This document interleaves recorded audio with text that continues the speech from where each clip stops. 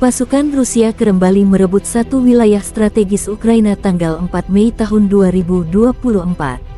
Pasukan Putin mengamankan posisi pertama mereka di Arkhangelsk. Kemajuan ini menyebabkan pengepungan pasukan Ukraina antara Arkhangelsk dan Keramik. Brigade 132 Angkatan Bersenjata Rusia mengibarkan bendera trikolor di pusat Arkhangelsk.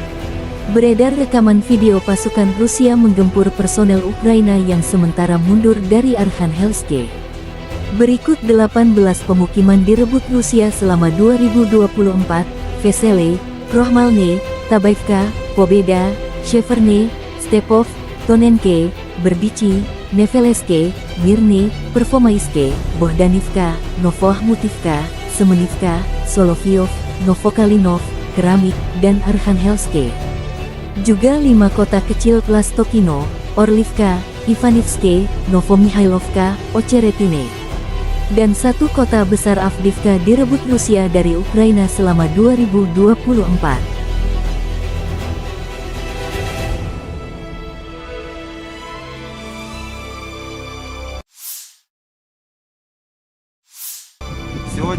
Prajurit Divisi Tank ke-47 Angkatan Bersenjata Rusia sepenuhnya membebaskan pemukiman Kotlyarivka di wilayah Kharkov, mengusir Angkatan Bersenjata Ukraina dari sana.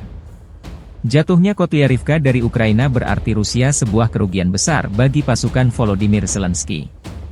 Dari sini ke Kupiansk jaraknya tepat 23 km dari wilayah ini.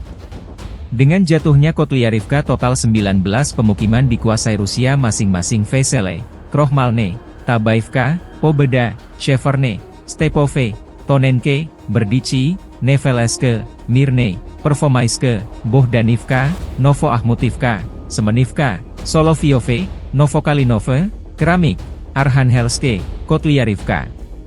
Juga 5 kota kecil, Lastovskino, Orlivka, Ivanivske, Novomihailovka, Ocheretine. Dan 1 kota besar, Avdiivka.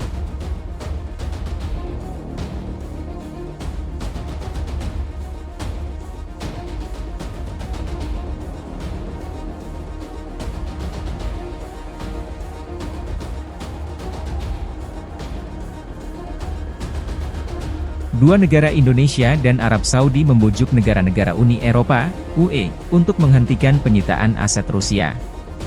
Dilansir Financial Times, Indonesia dan Arab Saudi telah melobi negara-negara Uni Eropa untuk tidak menyita aset-aset tersebut. Indonesia dan Arab Saudi khawatir akan masa depan cadangan devisa mereka yang disimpan di negara-negara Barat. Financial Times melaporkan mengutip para pejabat di Uni Eropa. Saat Amerika Serikat, AS, dan Kanada terus mendorong penyitaan aset-aset Rusia, Uni Eropa tetap sangat berhati-hati, sehingga mengakibatkan kebuntuan, menurut laporan tersebut.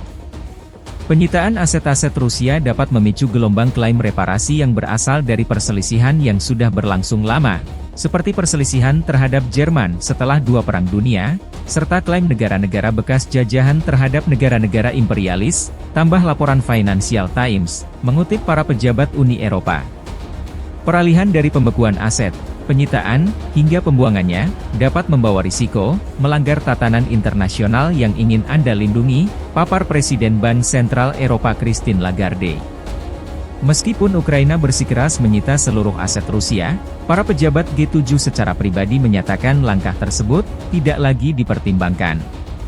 Kementerian Luar Negeri Rusia menyebut pembekuan aset Rusia sebagai pencurian, dan menyatakan upaya tersebut melanggar hukum internasional.